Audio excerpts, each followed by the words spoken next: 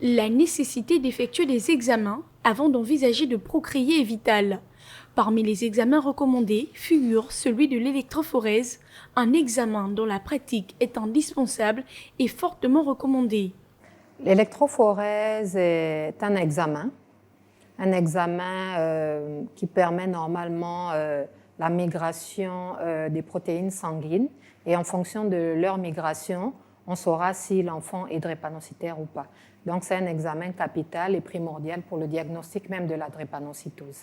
Pour les spécialistes des structures hospitalières, le constat est que ces examens ne sont pratiqués que tardivement par les femmes enceintes. Parce que souvent, le test est fait dans le bilan prénatal. Donc au moment du suivi de la grossesse chez la femme enceinte, on demande ce test.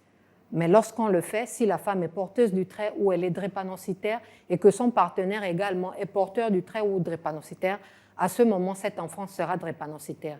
Et si on est déjà à un terme dépassé de la grossesse où nous ne pouvons plus faire d'interruption thérapeutique, c'est une grossesse qui va évoluer et on aura un enfant drépanocytaire dans les bras. L'une des conséquences de la non-pratique des examens est la naissance d'un enfant drépanocytaire et lorsque cela survient, plusieurs difficultés liées au traitement apparaissent.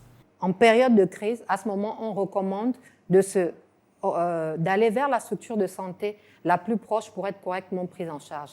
Et il s'agit généralement des crises douloureuses, où on va devoir mettre des cocktails antalgiques pour soulager l'enfant.